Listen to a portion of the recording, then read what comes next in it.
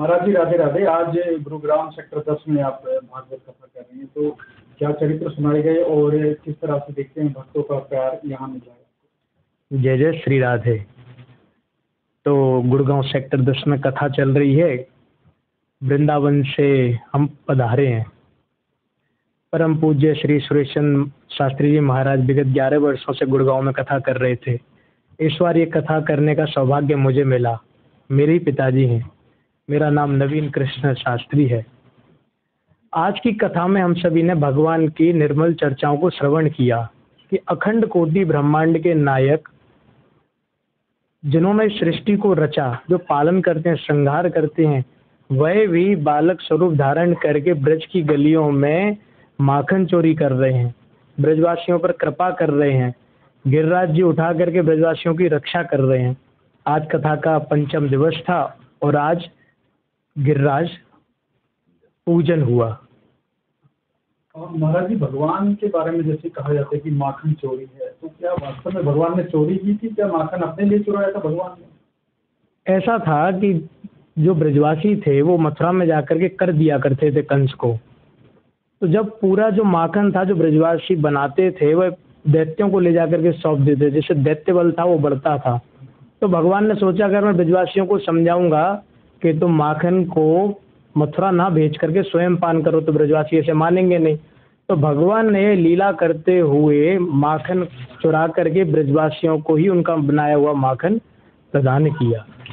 महाराज जी, श्राद्ध पक्ष चल रहा है। श्राद्ध पक्ष में भक्तों के लिए कितना फलदायी होता है श्रीमद् भागवत कथा का अमृत पान करना? देखिए, मैं आपको बताऊं, शास्त्र कहते हैं कि जीते जी जिनसे आपको सब कुछ प्रदान हुआ, आप उनके प्रति श्रद्धा रखिए और जब वह चले जाते हैं तो उनका श्राद्ध कीजिए। श्राद्ध को ऐसे समझें हम कि वर्ष में एक दिन उनकी तिथि पर हम उनको धन्यवाद ज्ञापन करते हैं उन सब के लिए जो उन्होंने हमारे लिए किया। श्राद्ध पक्ष में जब आप कथा सुनते हैं, आपके जो पितर हैं वो आपको आशीर्वाद देते हैं और उस आशीर्वाद से आपकी यश, कीर्ति और वैभव वो तीनों ही बढ़ते हैं, उनमें वृद्धि होती है। एक आखिरी प्रश्न महाराज जी की कई लोग क्या करते हैं कि अपने घर में गोपाल जी रखते हैं, वही गोपाल जी लेकर साथ साथ घूमते यहाँ वहाँ सभी जगह पर जाते हैं, तो क्या गोपाल जी को इस तरह से अपने साथ रखना सही है? देखिए, मैं आपको बताऊं, कुछ लोग ठाकुर जी को अपने पुत्रवत मानते हैं। ये उनका प्रेम है। पिता अपने पुत्र से प्रेम करता है तो इसका मतलब पुत्र को ये नहीं बोलना चाहिए कि वो मेरा पिता है, कि वो अपने पिता के गले में हाथ डाल करके साथ में घूमे। भगवान भाव देखते हैं और भाव के वशीभूत होकर के जिस प्रकार भक्त उनको बसते हैं, भगवान वैसा ही उनको स्वीकार कर लेते हैं। भक्त अगर उनको पुत्र के रूप में स्वीकार करते हैं तो भगवान पुत्र भी बनने के लिए तैयार हैं, लेकिन हमें ये नहीं भूलना चाहिए कि वह अखंड कोटि ब्रह्मांड के नायक हैं।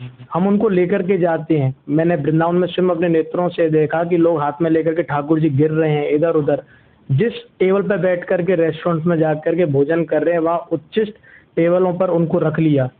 एक घटना तो मैंने अपने नेत्रों से ऐसे देखी कि अपनी जूठी थाली से भगवान को पान करा रहे थे। मैंने उनको जब समझाया तो उन्होंने मुझसे कहा कि ये हमारा प्रेम है उनके प्रति। देखिए, प्रेम ऐसा नहीं होना चाहिए। हम जिन कथाओं को सुनते हैं, सबरी के हाथों से जूठे बेर खाए, ऐसा विशुद्ध प्रेम पहले हमारे अंदर तो आ जाए। जिस दिन प्रेम आ जाएगा उस दिन हमें ये करने की आवश्यकता नहीं होगी। उस दिन ठाकुर जी हमें सहज भाव से ही प्राप्त हो जाएंगे। महाराज जी, ठाकुर जी का एक नाम गोपाल भी है और आज के समय में गौएं जो है वो घर में नहीं है, तो क्या करना चाहिए लोगों को कि उन्हें गौ सेवा प्राप्त हो जाए?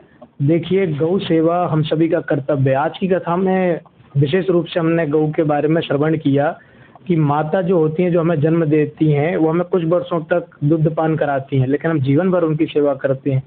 लेकिन भगवती गौ माता हमें जीवन भर दूध पान कराती हैं, तो हमारा भी कुछ कर्तव्य उनके प्रति बनता है। अगर हम समर्थवान नहीं हैं, हम गौ की सेवा नहीं कर पा रहे हैं अपने घरों में, तो सर्वप्रथम तो मैं यही कहूँगा कि आप गौशालाओं में जाकर के एक गाय को गोद ले लें। जितना भी उसका खाने पीने का जितना भी व्यवस्था होती है, आप अपनी ओर से व्यवस्था को करें।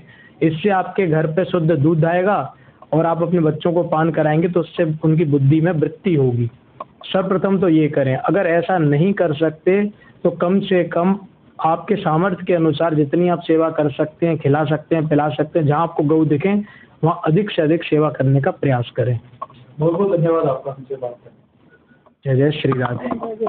नमस्कार, मैं विनोद कुमार वशिष्ठ, मैं वशिष्ठ मेंबर डायरेक्टर हूँ और पिछले 12 वर्षों से पितृपक्ष में हमारे यहाँ भागवत कथा हो रही है। 11 कथा पहले जो नवीन कृष्ण शास्त्री जी है, इनके पिताश्री ने यहाँ पे की, बड़े महाराज जी ने 11 वर्ष, और अब के वर्ष मेरा बेटा इसमें परीक्षित है और कथा व्यास पे विराजमान है नवीन कृष्ण शास्त्री जी। जब पिछले वर्ष कथा का अंतिम दिन था तो महाराज जी ने मेरे बेटे का के बोला कि अगले वर्ष इस कथा को आयोजक होंगे दीपांशु वशिष्ठ और कथा व्यास होंगे नवीन कृष्ण शास्त्री जी। और पिछले 5 दिन से ये कथा इतना आनंदमय कथा चल रही है हमारे सेक्टर 10 में, और भरपूर आनंद लोग ले रहे हैं इस कथा का, और सभी बढ़ चढ़ के इसमें भाग ले रहे हैं। और आज कथा का प्रसंग जो था वो गोवर्धन पूजा का था, और बहुत उत्सव से गोवर्धन पूजा की गई।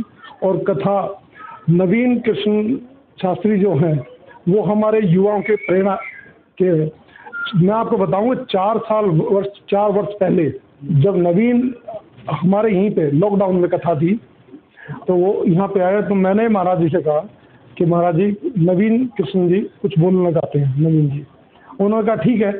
उन्होंने फिर इतना सुंदर भजन सुनाया और उस दिन के बाद है वो कथा करने लगे।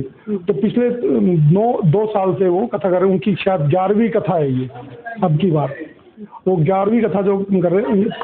पहली कथा इन्होंने अपने गौशाला में की, एक गौशाला चला रहे हैं गौरी गौशाला, और अब ये हर एक जगह कथा कर रहे हैं। तो हमारे यहाँ 11वीं कथा इनकी है और बहुत सुंदर बोल रहे हैं।